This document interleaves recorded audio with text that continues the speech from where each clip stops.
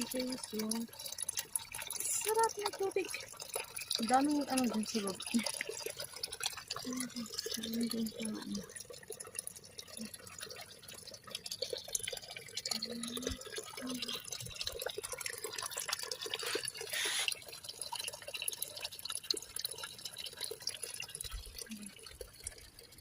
Galing doon.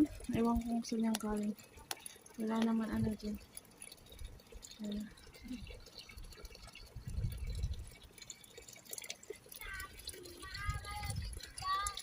Galing siya dun sa loob, guys. Napaka-fresh.